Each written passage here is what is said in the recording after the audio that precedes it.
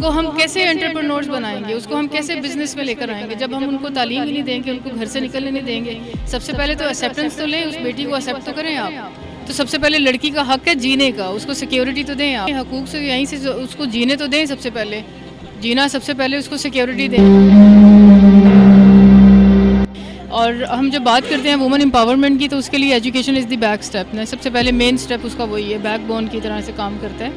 اب the thing is کہ ہم یہاں پہ اکٹھے ہوئے ہیں, اس کا پرپز کیا تھا ڈفرینٹ آرگنائزیشن کو اکٹھا کرنے کا, کہ یونٹی, اتفاق میں برکت ہے. وہ ہم سب کو آئیڈیا ہے کہ اتفاق میں کتنی برکت ہے. تو آج کل تو چینلز میں سب یہی فیمس ہوا ہے.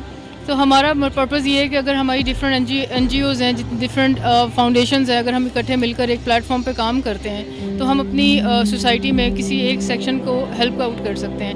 وہ چاہے آپ کا ہیلتھ کا ہو, چاہے آپ کی سیکیورٹی کا ہو, چاہے ایکول اپارچونیٹیز کا ہو, ٹرانسجینڈر ایشوز کا ہو.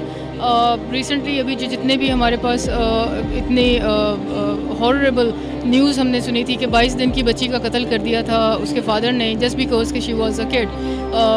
وہ فیمیل تھی, مطلب وہ بچی تھی, مطلب اگر وہ بیٹا ہوتا تو وہ نہیں مارتا. تو مجھے عورت کے حقوق کے بارے میں آپ کیا کہنا چاہیں گی؟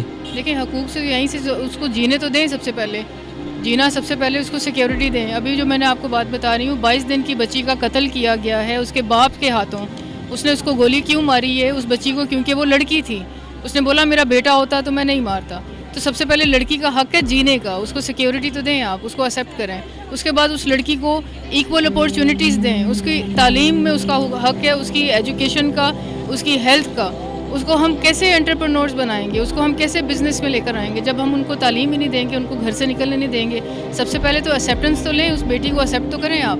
دیکھیں, دیہاتی خواتین سے تو میری دلی ہمدردی ہے, کیونکہ سب سے زیادہ محنتی بھی وہی ہیں.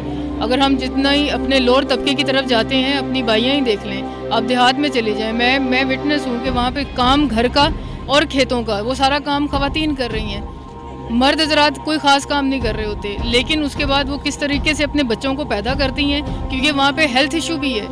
وہاں پہ کس طرح سے ان کی پریگننسی کے ایشوز ہوتے ہیں, ان کی بچوں کی, چھوٹے بچوں کی پرورش کرنے میں نہ ان کے پاس کوئی میڈیسنس پراپر ہے, نہ ان کے پاس ہیلتھ سیکشنز میں کوئی ان کے پاس ہے, نہ ان کے پاس ایجوکیشن ہے, ان کے پاس کچھ بھی نہیں ہے. وہ پھر بھی اپنے آپ کو سروائیو کر رہی ہیں. تو that's why I am seeing کہ جو عورتیں ہیں وہ زیادہ مضبوط ہیں, ایموشنلی بھی اور فزیکلی بھی اسٹرانگ ان اے وے کے ہیں کہ وہ ہر چیز ہینڈل کر لیتی ہیں. اگر کوئی لڑکی باہر کام کرتی ہے, اگر کوئی لڑکی گھر سے باہر کام کر رہی ہے, تو ایک مرد کرتا ہے تو وہ ساری ڈیوٹی گھر کی عورت کے اوپر ڈالتا ہے کہ ماں کا فرض ہے. اب جب کوئی عورت کام کر رہی ہے تو وہ اپنی گھر کا, اپنے بچوں کا بھی کام دیکھ رہی ہے, وہ باہر گھر کا کام بھی دیکھ رہی ہے, وہ بزنس بھی سنبھال رہی ہے. تو اگر آنیسٹلی ہم دیکھا جائے ٹائم مینجمنٹ کے حوالے سے خواتین تو زیادہ کام کر رہی ہیں.